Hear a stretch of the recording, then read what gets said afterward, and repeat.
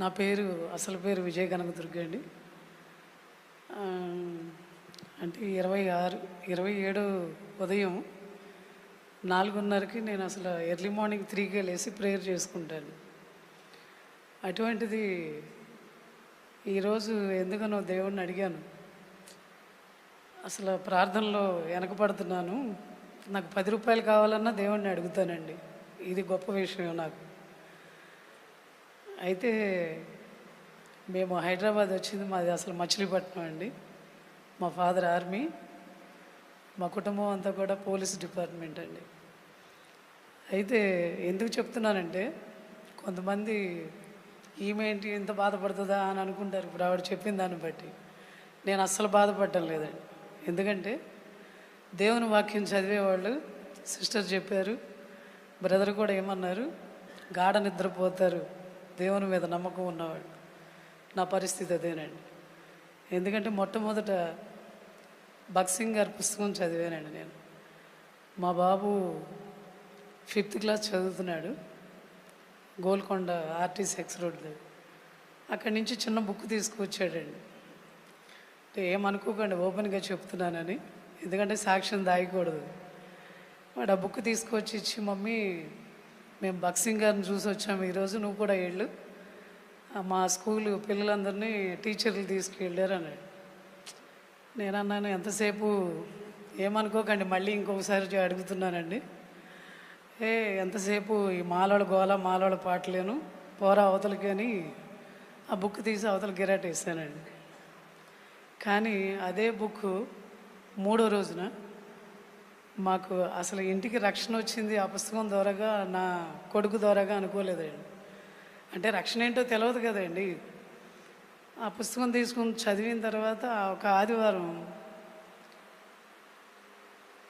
మేము 3 రోజులు పస్తున్నప్పుడు మాకు అసలు హైదరాబాద్లో షాప్ అనేది దేవుడు ఇచ్చాడండి. 97లో మేము 96 జనవరి 1న వచ్చామండి. 97లో మార్చి 9వ తారీఖున కళ్యాణి డ్రై ఫిష్ షాప్ అనేది రామ్నగర్ పార్సిగుట్ రోడ్లో పెట్టామండి. అది ఇప్పుడు మాకు ఇస్తామని చెప్పి నమ్మబలికి ఖాళీ చేయించి ఇండియన్ బ్యాంక్కి ఇచ్చేశారు.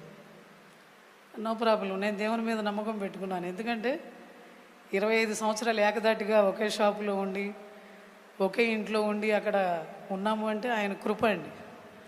అయితే ఈరోజు అసలు ఏంటంటే సాక్ష్యం, నేను అడిగాను దేవుణ్ణి, ఆల్ నైట్ ప్రేయర్ కానీ అంటే ఆల్ నైట్ ప్రేయర్ అనుకోలేదండి. కాసేపు దేవుని సన్నిధిలో గడపాలంటే ఎట్లా. నేను ఈ మధ్యకాలంలో మానేశానండి అసలు దేవుని సన్నిధికి వెళ్ళడం. ఎందుకంటే నాకు స్టడీ ఇచ్చిన ఆవిడే మోసం చేసింది అన్న ఒక ఆలోచనలోకి వచ్చేసి, మనుషులను వదిలేద్దాం, దేవుణ్ణి ఎందుకు వదలాలి, బైబిల్ చదువుదాం, ఆయన ఇస్తున్నప్పుడు ప్రార్థన చేయడానికి ఇవన్నీ అడ్డా. మేము నాయుడు అండి, స్వతహాగా హిందూ.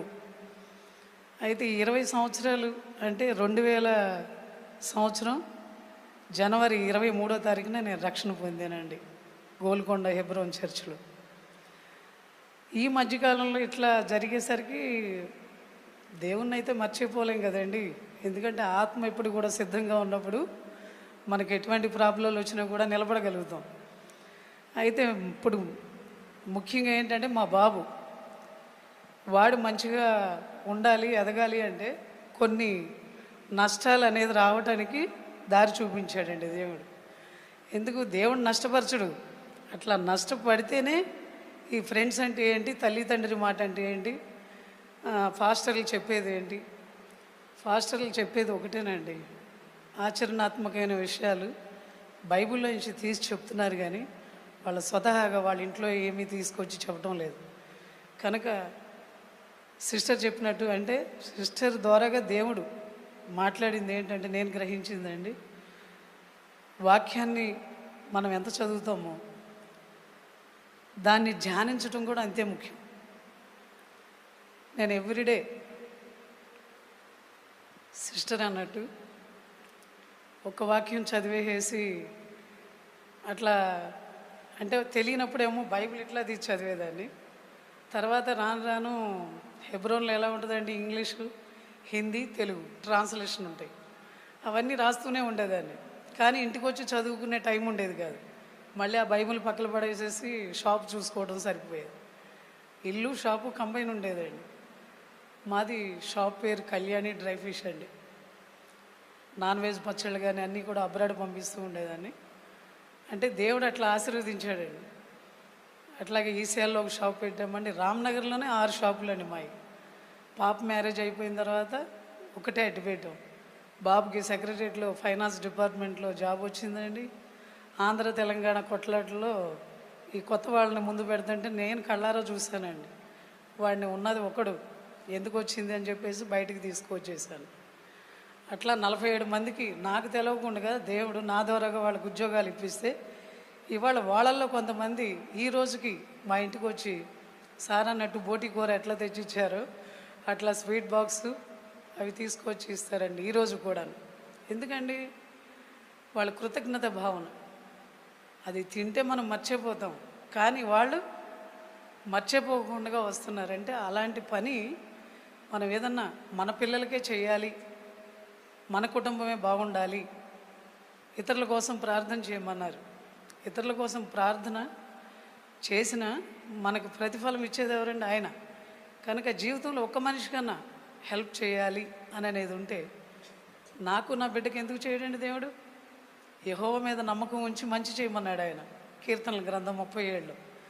కనుక మనం మంచి చేస్తూ ఉంటే ఆయన ఇస్తూనే ఉంటాడు. నాకు ఇవాళ ఇచ్చింది ఏంటంటే గొప్ప ఆజీ కదా, ఆల్ నైట్ ప్రేయర్ అండి. ఈ ఆల్ నైట్ ప్రేయర్ అంటే నాకు చాలా ఇష్టం. నేను ఎవ్రీ మంత్ 7th నాగాయలంకి వెళ్ళేదాన్ని అండి, అవినిగడ్డ దగ్గర. అక్కడ ఆల్ నైట్ ప్రేయర్లో ఒక పాట పాడటానికి ఇక్కడి నుంచి అంత దూరం వెళ్ళేదాన్ని. కళ్యాణి వస్తుంది హైదరాబాద్ నుంచి అంటే మొత్తం ఊరంతా వచ్చి కూర్చునేవాళ్ళు. అప్పుడు అంటే ఇది కూడా చెప్తున్నానండి, సాక్ష్యమే.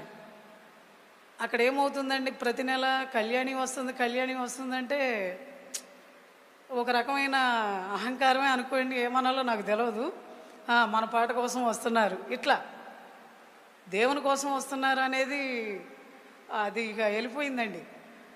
అట్లా అంటే మనుషులను చూస్తే ఎంత దిగిపోతామో దేవుని చూస్తే అంత హెచ్చింపబడతాం. ఈరోజు నేను దేవుణ్ణి అడిగానండి, ఇక్కడ నిలబడి మీ అందరికీ సాక్ష్యం చెప్తున్నాను. ఈ అవకాశం దేవుడు నాకు ఇచ్చినందుకు ఆయనకి వందనాలు. మీ అందరికీ కూడా నాకు కృతజ్ఞతలు.